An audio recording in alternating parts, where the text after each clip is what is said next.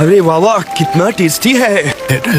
अरे वाह, क्या टेस्टी समोसा है। ऐसा समोसा तो नहीं बनाता। ठीक है भाई, मैं खुद खाऊंगा और घर के लिए ले जाऊंगा। जरूर जरूर, आप लोगों को खिलाने के लिए तो यहाँ पर आया हूँ।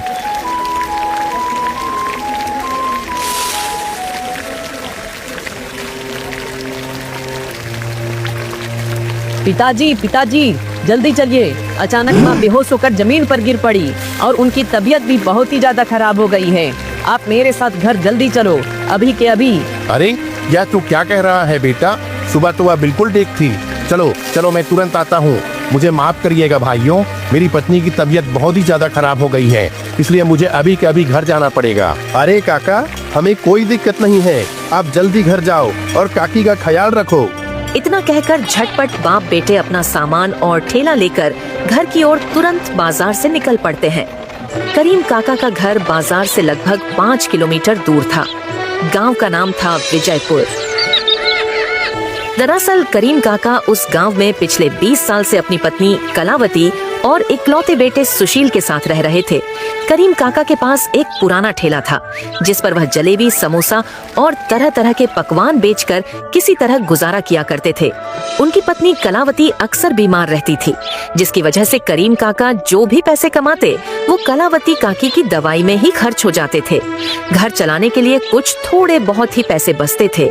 इस कारण घर की स्थिति भी काफी खराब चल रही थी। इधर करीम काका और सुशील जैसे तैसे घर पहुंचते हैं और घर के अंदर जाकर देखते हैं तो उनकी पत्नी कलावती चारपाई पर बेजान पड़ी हुई है। उसके माथे पर गीला पट्टी रखा हुआ था। क्या हुआ भाग्यवान, क्या हुआ तुम्हें? तुम बिल्कुल चिंता मत करो, मैं आ गया हूँ ना। मैं अभी वैद्य जी को बुला कर लाता हूँ। जी, आप सुशील का ध्यान रखना। मेरी जिंदगी का अब कोई भरोसा नहीं है। नहीं कलावती, ऐसा मत कहो, तुम जल्द ही ठीक हो जाओगी। मैं वैद्य जी को अभी बुला कर लाता हूँ। करीम काका दौड़ते हुए गांव के वैद्य जी के पास जाते हैं। अरे आइए आइए करीम काका, आइए, बोलिए आज मेरे यहाँ कैसे आना हुआ?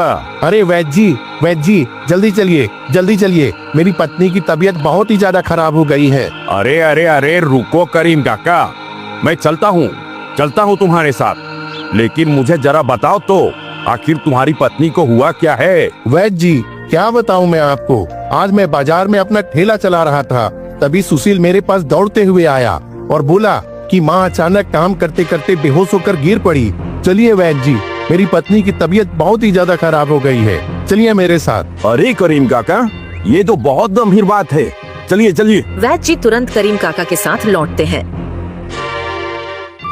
काका, आपकी पत्नी की हालत बहुत ही ज्यादा नाजुक हो गई है, इसे तुरंत दवाई की जरूरत है। लेकिन यह दवाई सिर्फ और सिर्फ बड़े अस्पतालों और शहर के दवाखानों में ही मिलेगी। लेकिन वैद्य जी, शहर जाने में तो मुझे लगभग 10 घंटे लग जाएंगे और मेरे पास तो उतने पैसे भी नहीं है। अब मैं क्या करूं? आप ही बताइए वैद्य जी, मुझे तो कुछ भी समझ नहीं आ रहा है। करीम काका, आप कुछ भी करिए, लेकिन समय गंवाना ठीक नहीं है, नहीं तो आपकी पत्नी की जान भी जा सकती है। आप जितना जल्दी हो सके काकी को शहर ले जाओ। फिर करीम काका बिना एक पल भी देरी किए अपनी पुरानी बैलगाड़ी में कलावती काकी को लेकर शहर के लिए रवाना हो जाते हैं। सुशील भी अपने पिता के साथ बैलगाड़ी में बैठ जाता है। गांव की कच्ची सड़कें, उबड़ खाबड़ रास्ते, नदी नाले और झरने और पहाड़ पर्वतों से होते हुए धीरे धीरे बैलगाड़ी चल रही थी।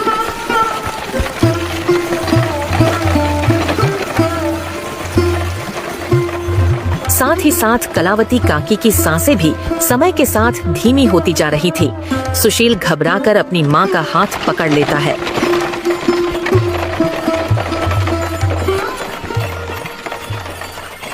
माँ, तुम ठीक हो जाओगी ना? बेटा, तू बहुत बहादुर है। तेरी किस्मत तुझे हमेशा आगे बढ़ाएगी। बस हमेशा मेहनत करते रहना और कभी हार मत मानना। कलावती काकी ने सुशील को हिम्मत दी कि तभी अचानक बैलगाड़ी का पहिया एक बड़े से गड्ढे में धंस जाता है। दोनों बैल घबराकर वहीं रुक जाते हैं। क्या हुआ जी? अचानक बैलगाड़ी कैसे रुक गई? अरे लगता है गाड़ी का पहिया धंस गया है। रुको, मैं उतर कर देखता हूँ। आखिर समस्या क्या है? करीम काका बैलगाड़ी से नीचे उतरकर देखते हैं कि बैलगाड़ी का एक पहिया एक बड़े से गड्ढे के अंदर आधा धंस चुका है। अरे रे रे रे रे, ये तो बहुत बड़ी समस्या हो गई। अब मैं क्या करूं? पूरा पहिया अंदर तक धंस चुका है। चलो धक्का ही मारकर देखता हूँ, शायद निकल जाए। दोनों बाप बेटे मिलकर बैलगाड़ी को धक्का मारने की कोशिश करते हैं, लेकिन बैलगाड़ी है कि हिलने का नाम ही नहीं ले रही थी। अरे बाप रे, ये तो हिल भी नहीं रहा है। लगता है मुझे किसी न किसी से तो मदद मांगनी ही पड़ेगी, नहीं तो ये ऐसे नहीं निकलेगा। लेकिन मदद के लिए कोई आसपास दिख भी तो नहीं रहा है। देखिए पिताजी, एक कार आ रही है, उसे रुकने को बोलिए।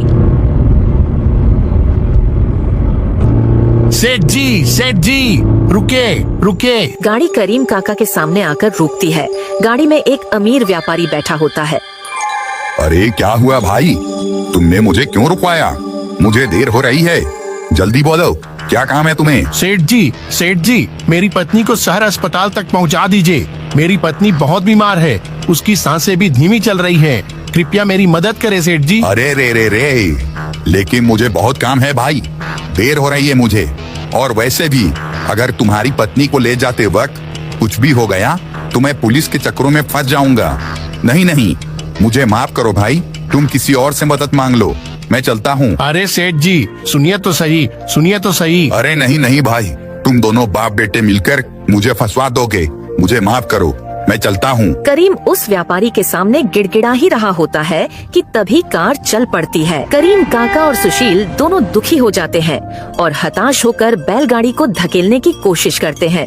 सुशील अपने छोटे छोटे हाथों से गाड़ी को धक्का देने में मदद करता है। दोनों कोशिश करके आखिरकार बैलगाड़ी को गड्ढे से बाहर निकाल लेते हैं। फिर वो जल्दी से अस्पताल की ओर बढ़ते हैं। शहर पहुंचते पहुंचते शाम का समय हो जाता है। करीम काका किसी तरह कलावती काकी को अस्पताल पहुंचा देते हैं। सुनो, आप शांत हो जाओ, इनकी हालत बहुत ही ज्यादा गंभीर है, पर हम इन्हें बचाने की पूरी कोशिश करेंगे। आप सभी लोग यहीं बैठ जाइए। करीम काका और सुशील डॉक्टर की बात सुनकर बहुत ही ज्यादा अंदर से हताश हो जाते हैं। डॉक्टर और नर्स कलावती काकी को लेकर ऑपरेशन थिएटर की ओर चले जाते हैं। इस दौरान करीम काका को 1 मिनट का समय भी आधे घंटे जैसा लग रहा था। शाम के 4 से रात के 10 बज जाते हैं। पूरा अस्पताल खाली हो चुका था। अस्पताल में केवल करीम काका और सुशील ही बचे थे। काफी देर इंतजार करने के बाद ऑपरेशन थिएटर का दरवाजा खुलता है। डॉक्टर उदास मन लेकर ऑपरेशन थिएटर से बाहर आते हैं। डॉक्टर साहब, बताइए मेरी पत्नी का क्या हाल है? हमें माफ कीजिए, हमने खूब कोशिश की, लेकिन हम उन्हें नहीं बचा सके। आपने उन्हें अस्पताल लाने में देर कर दी थी, इस कारण उनकी तबीयत और भी ज्यादा खराब हो गई थी। हमें माफ कीजिए। दोनों बाप बेटे यह सुनते ही फूट फूट कर रोना शुरू कर देते हैं। करीम काका कलावती काकी का शव लेकर रात को ही अपने गांव लौट जाते हैं और अगले दिन सुबह जब सारे गांव वालों को यह दुखद खबर सुनाई देती है तो सारे गांव वाले करीम काका के घर के पास कलावती को देखने के लिए सभी इकट्ठा हो जाते हैं। कुछ ही देर बाद गांव वालों के द्वारा अंतिम संस्कार का क्रियाकर्म किया जाता है। दोनों बाप बेटे कब्र के सामने घुटनों के बल बैठकर खूब फूट कर रोते हैं। ऐसे ही जैसे तैसे धीरे धीरे करके समय बीतता है और अब पूरे 15 साल गुजर चुके होते हैं।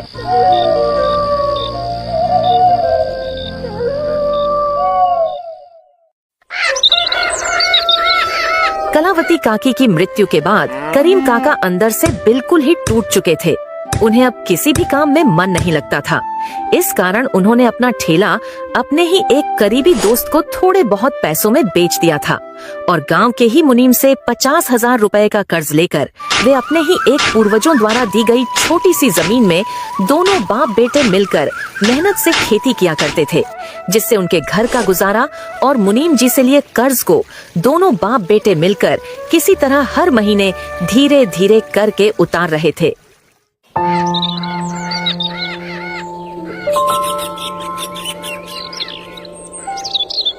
लेकिन कई महीनों से भारी बारिश के कारण करीम काका को खेती में लगातार नुकसान का सामना करना पड़ रहा था।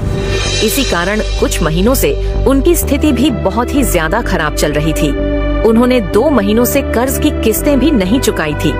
इसी कारण वह कुछ दिनों से बहुत ही ज्यादा चिंतित थे। और एक दिन जब दोनों बाप बेटे अपने खेत में मन लगाकर मेहनत से काम कर रहे थे कि तभी गांव का मुनीम भानु सिंह वहां अपने 2 साथियों के साथ आ धमकता है। अरे ओ करीम, कर्ज की किस्त का क्या हुआ? तुमने पिछले 2 महीनों से कर्ज के एक भी पैसे नहीं दिए हैं। याद है ना तुझे, या मैं तुझे याद दिलाऊं?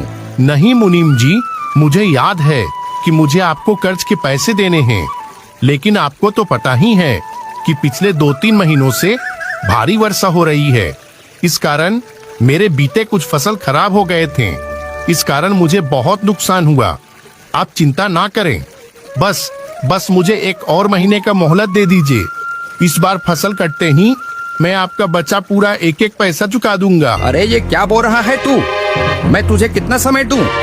यही बात तू मुझे पिछले 2 महीने से कहते आ रहे हो। बस अब बहुत हो गया तेरा नाटक। अब मैं तेरी जमीन अपने नाम पर करवाऊंगा। समझा भिखारी कहीं का? जब पैसे नहीं लौटा पाता तो लेता क्यों है फिर? मुनीम अपने गुंडे को इशारा करता है। गुंडा करीम को जोर से पेट में 1 लात मारकर जमीन में गिरा देता है। सुशील यह सब देखकर गुस्से से तिल मिला उठता है और मुनीम के सामने जाकर खड़ा हो जाता है। अरे ओ मुनीम, तूने मेरे पिता को हाथ कैसे लगाया? दोबारा हाथ मत लगाना, नहीं तो सही नहीं होगा। अबे ओ छोटू, तू मुझे धमकी देगा? चल भाग यहाँ से। मुनीम का गुंडा फिर से सुशील को भी पेट पर लात मारता है। सुशील भी अपने पिता की तरह जमीन पर गिर जाता है, लेकिन तुरंत उठकर फिर से मुनीम के सामने आ खड़ा होता है। उसकी आंखों में आंसू और गुस्सा दोनों था। मैं तुम्हें अपनी जमीन नहीं लेने दूंगा। तभी गांव का सरपंच प्रताप सिंह वहां से गुजर रहा होता है। वो यह सब देखकर वहां पहुंचता है। मुनीम जी, ये तुम क्या कर रहे हो? सरपंच जी, मैं तो इनसे अपना कर्ज लेने के लिए आया हूँ। यह कौन सा तरीका है तुम्हारा कर्ज लेने का? इस प्रकार लोगों को मारकर कर्ज लिया जाता है? सरपंच जी, इसके लिए मैं आपसे माफी चाहता हूँ, पर आप ही बताइए, 6 महीने बीत चुके हैं। इसने मुझे बोला था मुझे 50,000 रुपये दे दीजिए, मैं 4 महीनों के अंदर मैं आपका कर्ज सहित किस्त भी लौटा दूंगा। लेकिन अभी तक मुझे 20,000 रुपये ही लौटाए हैं इसने। और तो और पिछले कुछ महीनों से इसने मुझे एक भी कर्ज का रुपया नहीं दिया है।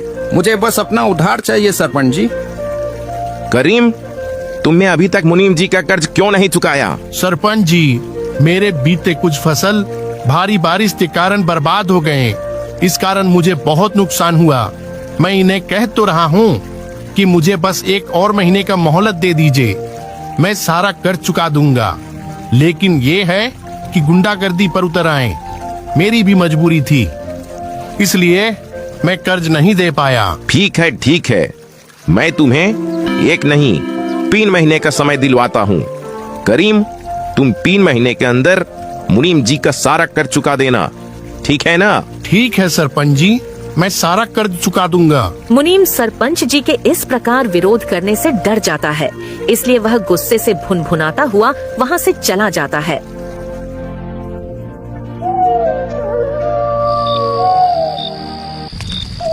लेकिन पिताजी, मुझे नहीं लगता कि हम इन 3 महीनों में उस मुनीम का कर्ज लौटा पाएंगे।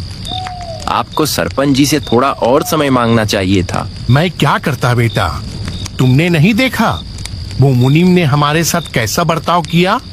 अगर मैं और समय मांगता तो आज तो वह मेरा जमीन हड़प ही लेता। छोड़ो, जो होगा देखा जाएगा। नहीं पिताजी, नहीं, वो मुनीम 3 महीनों बाद फिर आएगा। हमें उसका कर्ज कुछ भी करके चुकाना होगा। हाँ बेटा, तू बात तो बिल्कुल सही कह रहा है, लेकिन हम इतने पैसों का इंतजाम इतने कम समय में कहाँ से करेंगे? हमारी हालत देखकर कोई हमें उधार भी नहीं देगा। बेटा, मैं तुझे पढ़ाना तो चाहता था, लेकिन हालात ने तुझे खेती में लगा दिया। नहीं पिताजी, नहीं, अब वक्त आ चुका है कि मैं शहर जाकर कुछ बड़ा करूं। मैं पढ़ूंगा और इतना बड़ा आदमी बनूंगा कि कभी किसी गरीब को किसी धनवान व्यक्ति के सामने भीख नहीं मांगनी पड़ेगी। बेटा, लेकिन शहर बहुत बड़ा है रे, वहाँ तेरा कोई नहीं है, वहाँ तुझे कौन संभालेगा? शहर में तुझे सारी परेशानियों का सामना करना पड़ेगा। तू वहाँ गुजारा कैसे करेगा रे? नहीं पिताजी, आप उसकी बिल्कुल चिंता मत कीजिए।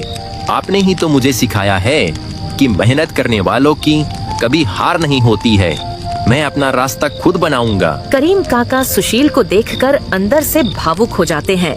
सुशील अपनी माँ की तस्वीर की ओर देखते हुए कहता है, हे माँ, तू सुन रही है ना? माँ, मुझे शक्ति देना ताकि मैं अपने पिता का सहारा बन सकूं।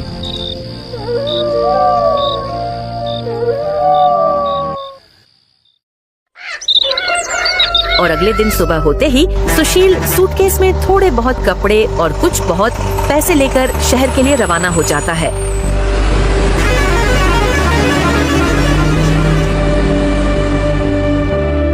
दो दिन बीत जाते हैं। सुशील आखिरकार 2 दिनों के बाद शहर पहुंच जाता है।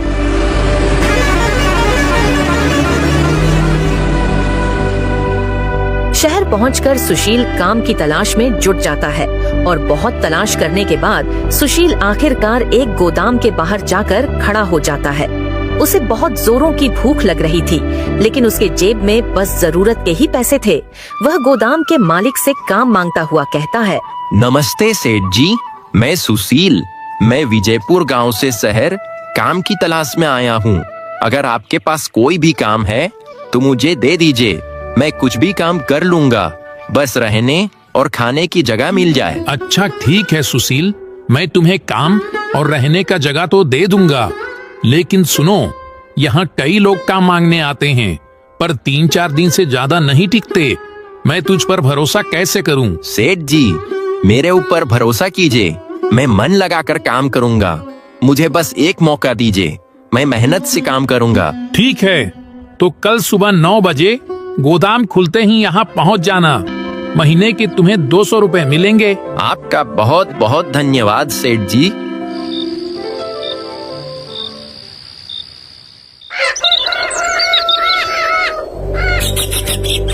अगले दिन सुबह होते ही सुशील समय से पहले ही गोदाम पहुंच जाता है और बिना किसी शिकायत के मेहनत से काम करने लगता है। वह बड़ी बड़ी आलू से भरी वजनदार बोरियां ढोने लगता है। काम करते करते दोपहर का समय हो जाता है। दोपहर में गोदाम का मैनेजर जगत सिंह वहां काम देखने के लिए आता है और वह सुशील को काम करते हुए देखता है और बिना किसी वजह उसके ऊपर गुस्सा निकालने लगता है। अरे ओ लड़के, इतनी धीरे धीरे काम कर रहा है, जरा जल्दी कर। काम चोरों की यहाँ कोई जरूरत नहीं है, समझा? सुशील अपने घर की हालात को सोचकर बिना कुछ कहे तेजी से बोरियां ढोने लगता है। सुशील दिन में काम करता और देर रात तक जाग जाग कर किताबें पढ़ता। उसकी आंखों में पढ़ाई का एक अलग ही जुनून सवार था। सुशील एक छोटे से किराए के मकान में जैसे तैसे रहा करता था। वहाँ सिर्फ सोने के लिए एक चारपाई, मकान मालिक द्वारा दिया गया एक अलमारी, टेबल कुर्सी, माँ की तस्वीर जो सुशील ने अपने घर से लाया था और रोशनी के लिए एक पुराना लालटेन था। वह लालटेन की धीमी रोशनी में आधी आधी रात तक जाग कर पढ़ाई किया करता। उसकी आंखों में नींद होती, लेकिन अपने सपने के प्रति उसका जुनून उसे सोने नहीं देता। रोज देर रात तक जाग जाग कर उसकी आंखें भी सूज गई थी। मुझे किसी भी हालत में मेहनत तो करनी ही होगी। पिताजी का जो सपना पूरा करना है, भगवान मुझे हिम्मत देना ताकि मैं अपने पिता का सपना पूरा कर सकूं। सुशील के कपड़े पुराने और फट गए थे, जिन्हें वह सिल कर किसी तरह इस्तेमाल कर रहा था, लेकिन उसका जुनून अभी भी वैसा का वैसा था। वह जो भी पैसे कमाता, उनमें से वह जरूरत के पैसे रखकर बाकी सारे पैसों को अपने गांव पिता के यहाँ भेज दिया करता था। धीरे धीरे करके समय बीतता है और पूरे 3 साल गुजर जाते हैं। 3 साल की कड़ी मेहनत के बाद सुशील एक बड़ी सरकारी नौकरी का परीक्षा देकर घर लौटता है और अपनी माँ की तस्वीर के सामने खड़ा होकर हाथ जोड़कर विनती करता है। ए माँ, मुझे हिम्मत देना ताकि मैं अपने पिता का सपना पूरा कर सकूं और अपने पिताजी को खुश कर सकूं। इन बीते 3 सालों में मुनीम बार बार हर महीने करीम के घर जाता और उसके साथ गुंडागर्दी करता, यहाँ तक कि उसे अपने आदमियों से डंडों से पिटवाता था। चलो मेरे नौकरों, चलो इस दुष्ट को इस महीने का नाश्ता पानी भी दे दो। मुझे तो पहले से ही पता है कि हर महीने की तरह इस बार भी इस भिखारी के पास पैसे नहीं होंगे। अरे रे रे रे रे रे, पिछले बार के राशन पानी के निशान तो अभी तक है। ये हल्के निशान मुझे सही नहीं लग रहे हैं। इसे गहरे रंग की जरूरत है। चलो लड़कों, शुरू हो जाओ और इस मनहूस को इतना मारो इतना मारो कि इसकी अकल ठिकाने आ जाए। 3 महीने बोलकर इसने पूरे 3 साल पूरे कर दिए और सरपंच जी के सामने मेरा नाक भी कटवा दिया। अभी तो इसका बेटा भी इसे बचाने नहीं आएगा। इसे खूब पीटो। और हाँ, ये सब बात अगर तूने किसी गांव वाले या सरपंच जी को बताई तो अच्छा नहीं होगा, कह देता हूँ।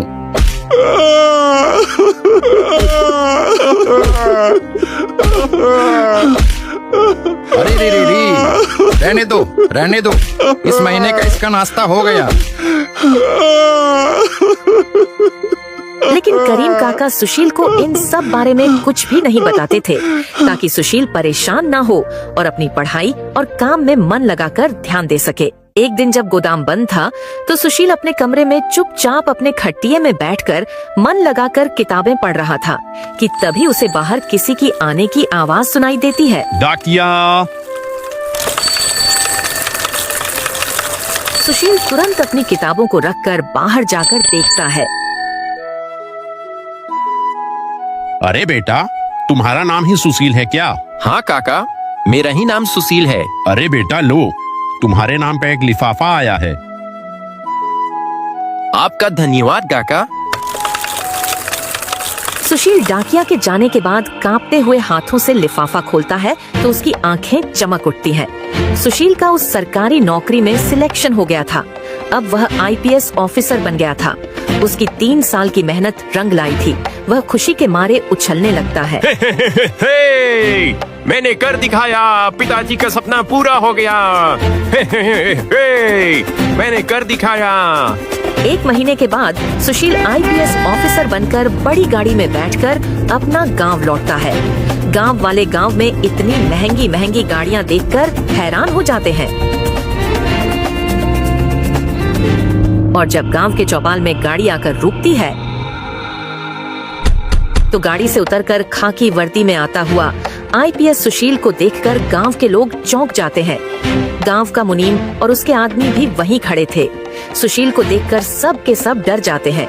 करीम काका, जो कि अब बूढ़े हो चुके थे, अपने बेटे को देखकर अपने आंसू नहीं रोक पाते हैं। मुनीम जी, ये लीजिए आपके कर्ज के पूरे पैसे। अरे मेरा बेटा सुशील, तू आ गया रे। तू सच में मेरा सुशील है। तूने अपना और माँ का वादा पूरा कर दिखाया रे। शाबाश मेरे शेर, मैं बहुत खुश हूँ। सब आपका और माँ का आशीर्वाद है पिताजी। अरे लेकिन आपके शरीर में इतने सारे घाव कैसे? बताइए पिताजी, बताइए, आखिर क्या बात है? करीम काका सुशील को सारा सच बता देते हैं कि कैसे मुनीम उसके घर जाकर उसे मारपीट किया करता था। कांस्टेबल जी सर। इस दुष्ट मुनीम और इसके आदमियों को तुरंत अभी का भी अरेस्ट करो और अभी का भी इन्हें थाने ले चलो। कमजोर देखकर ये उनका फायदा उठाते हैं। ये मेरा ऑर्डर है। इन्हें तो मैं थाने में देखूंगा। जी सर, अभी करता हूँ। मुझे माफ कर दो सुशील बाबू, मुझे माफ कर दो। मैं दोबारा ऐसी गलती नहीं करूँगा। नहीं, तुम्हें कोई भी माफी नहीं मिलेगी। ले जाओ इन्हें कांस्टेबल। कांस्टेबल तुरंत मुनीम और उसके आदमियों को पकड़कर अपने साथ पुलिस थाना ले जाता है। सारे गांव वाले सुशील की तरक्की से बहुत खुश थे। फिर सुशील अपने पिताजी करीम के साथ अपनी माँ से मिलने के लिए फूलों का हार लेकर उनके कब्र के पास जाता है। कब्र के ऊपर खरगोश बैठे हुए थे, साथ ही साथ धूल मिट्टी, सूखे पत्ते गिरे हुए थे। सुशील पहले कब्र को साफ कर फूलों का हार चढ़ाता है। देख माँ देख, तू अपनी आँखों से देख, तुम्हारा ये बहादुर लड़का आज तुम्हारे सामने क्या बनकर आया है। मुझे बहुत दुख है कि इस सफलता में आप मेरे साथ नहीं हो। मुझे आशीर्वाद दो माँ कि मैं हमेशा गरीब और असहाय लोगों की मदद करूँगा। मुझे आशीर्वाद दो। कि तभी उसके ऊपर के आम के पेड़ से एक आम टूटकर उसके सर पर गिरता है। ये देखो पिताजी, माँ ने आशीर्वाद के रूप में क्या दिया है। हाँ बेटा, माँ ने तुम्हारी बात सुन ली है और ये आम का फल तुम्हें आशीर्वाद के रूप में दिया है। हे ऊपर वाले, मेरी माँ जहाँ भी है, जिस भी रूप में है, उन्हें हमेशा खुश रखना। सुशील अब गांव के लोगों के लिए काम करने लगा था। उसने गांव में एक बड़ा सा अस्पताल बनवाया जहां गरीब लोगों को मुफ्त में इलाज मिलने लगा था और साथ ही साथ अपने पिताजी के लिए एक बड़ा पक्का मकान भी बनवाता है। सभी गांव वाले सुशील के इस तरह गांव की तरक्की करवाने से बहुत ही ज्यादा खुश थे। तो आप लोगों ने देखा दोस्तों, समय का चक्र कैसे बदलता है। इसलिए हमें कभी किसी गरीब का मजाक नहीं उड़ाना चाहिए। समय कभी भी बदल सकता है और हमेशा हमें गरीब और असहाय लोगों की मदद करनी चाहिए। दोस्तों, हमें इस वीडियो को बनाने में बहुत मेहनत लगी है, इसलिए आप लोग वीडियो को लाइक और सब्सक्राइब जरूर करके जाइएगा। हमें अपना कीमती समय देने के लिए धन्यवाद।